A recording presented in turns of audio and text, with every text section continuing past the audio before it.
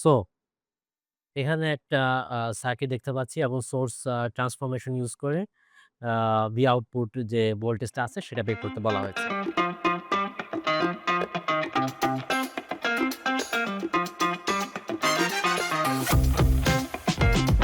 আমরা যদি সার্কিটটার দিকে একটু খেয়াল করি দেখেন সোর্স যেহেতু ভোল্টেজ বের করতে বলা হয়েছে, সো আমাদের একটু যদি চেষ্টা করি যে একটা লুপের মধ্যে যদি নিয়ে আসা যায়, তাহলে কিন্তু জাস্ট একটা কেভিএল এপ্লাই করে কিন্তু আমরা রেজাল্ট গুলো বা ভোল্টেজটা বের করে নিয়ে আসতে পারবো। হ্যাঁ? ঠিক আছে? সো আমরা একটু খেয়াল করি যে এইখানে আমার একটা কারেন্ট সোর্স আছে 3 অ্যাম্পিয়ারের এবং তার সাথে প্যারালালি একটা আ 4 ওহমের রেজিস্ট্যান্স আছে। এইখানে আমরা একটা সোর্স ট্রান্সফরমেশন করলে আ ভোল্টেজ সোর্স চলে আসবে 4 ওহম এর সাথে সিরিজে।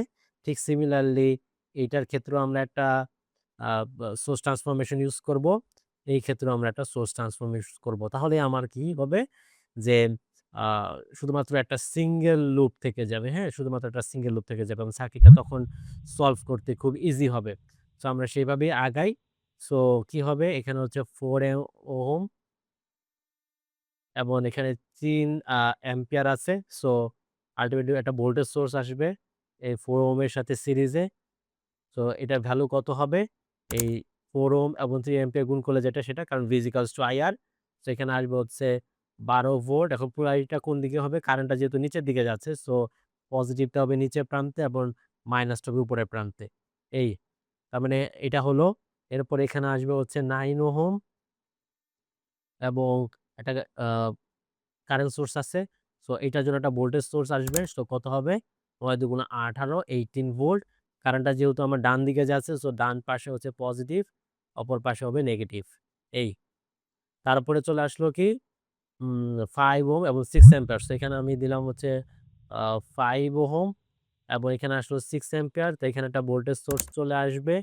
কারেন্টটা যেহেতু নিচের দিকে সো পজিটিভটা নিচে, মাইনাসটা তার উপরে। তো ৬ এবং ৫ এ ৩০ সো ৩০ ভোল্ট।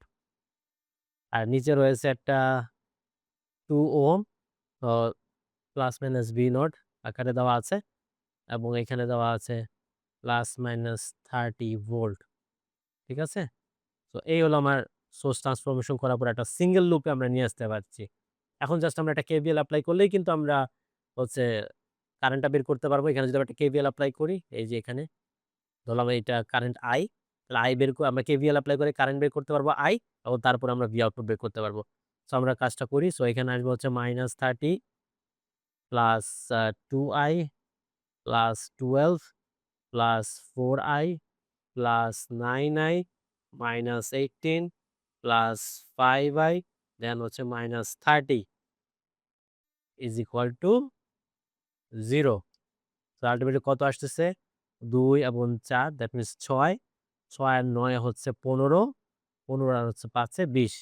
সো 20I -30 আ হিসাব করি আমরা কত আসবে? সো -30 তারপর হচ্ছে +12 দেন চলে আসতেছে হচ্ছে -18 দেন আরেকটা চলে আসতেছে -30 সো আসবে হচ্ছে -66 is equal to 0 -66 so ultimately I এর ভ্যালু কত আসবে? I is equal to 66 divided by 20 so কত আসতেছে? 66 divided by 20 that means 3.3 ampere. তাহলে এখন ভি নটটা কত আসবে? ভি নট দেখেন আমার কিন্তু ভি নটটা বের করতে বলা হয়েছে। সো আমরা যদি ভি নট বের করি, এই I এর সাপেক্ষে I টা কিন্তু মাইনাস পয়েন্টের দিকে ঢুকছে।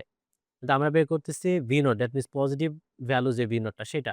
সো এই কারেন্টের সাহায্যেই যেহেতু আমরা বের করব, সো যেহেতু মাইনাস দিকে ঢুকতেছে, সো আমরা কি করব এখানে মাইনাস নিয়ে আসবো, মাইনাস I চলে আসবে। এর সাথে গুণ করতে হবে 2 ওহম।